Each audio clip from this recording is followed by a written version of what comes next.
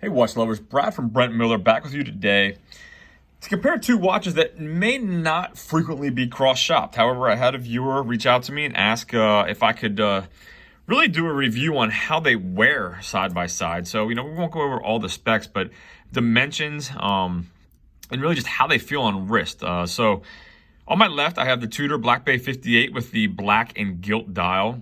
And on my right, I have the Grand Seiko SBGN005. I know the individual is comparing it to the 003 with the black dial and the orange GMT hand. I don't have that in stock at the moment.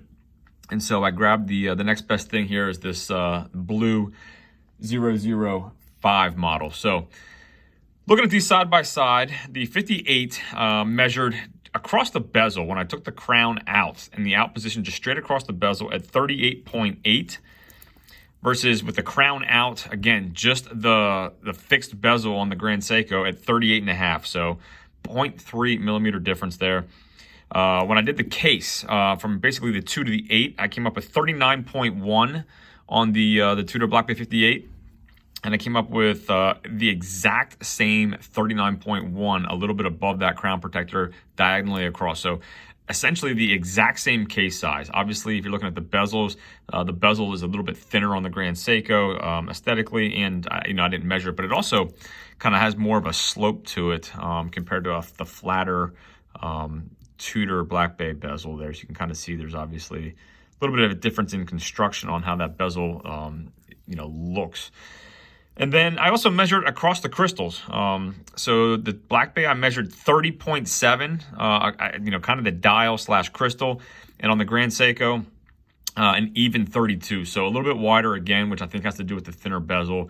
And aesthetically just kind of gives you a little bit larger dial because you don't have that rotating bezel.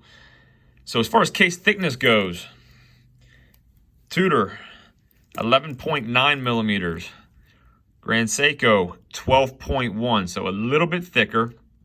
However, the lug, 47.6 on the Tudor and 45.3, so very compact, 45.3 millimeters on the Grand Seiko.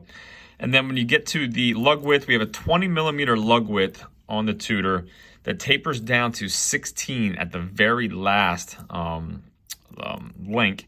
And then shoots back out a little bit to 18, which is pretty standard when it tapers on a bracelet. So the clasp is back to 18. You have a fold, kind of flip-lock style with ceramic ball bearing clasp.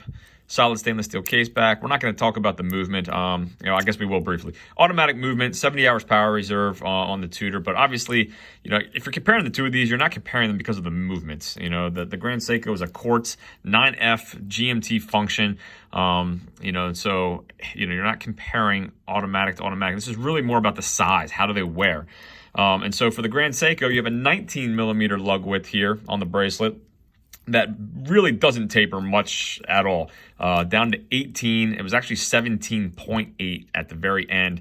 And the clasp is exactly 18. So really, it's a 19 lug width that stays down. That really tapers to 18, which is really not much of a taper at all. So it's pretty standard straight across. Obviously solid stainless steel case back on your quartz movement here. And your... you don't have the fold over, you just have the twin trigger deployment there on the Grand Seiko. So both of them signed screw down crowns. So you have the GS logo here on your Grand Seiko, 100 meters of water resistance on your Grand Seiko versus your, I say signed, it's the Tudor Rose here on this crown with 200 meters of water resistance. So comparing the two of these, obviously you have no date versus a date on the Grand Seiko, as well as a rotating bezel. Any chance I get, Tudor bezels are really just well done.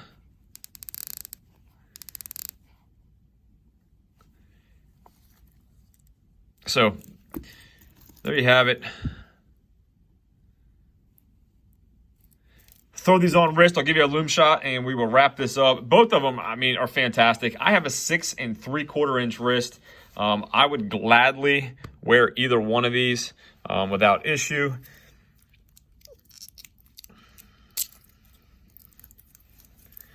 And again, my wrist is going to be about a foot away from my camera to give you a little bit of perspective. And it really just depends on, I think, on what size and how you wear your watches. I certainly would have no issue wearing this.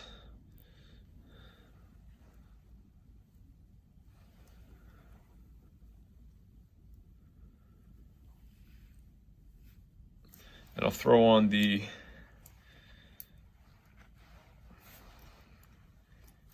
Grand Seiko quickly.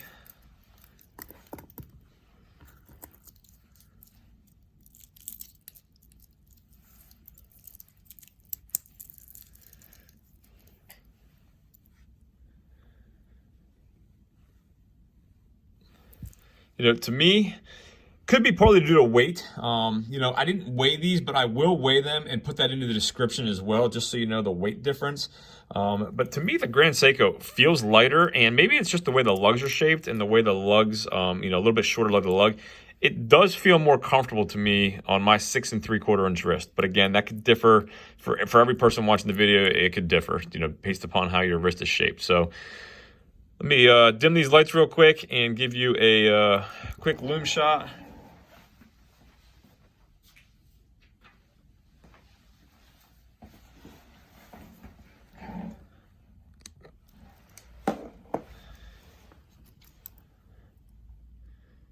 Tudor Black Bay 58.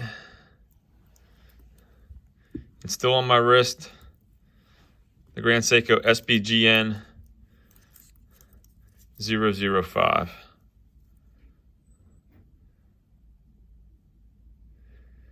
Thanks for viewing. If you have any questions, certainly let me know. You can email me, brad@brentlmiller.com. I'll see you in the next video.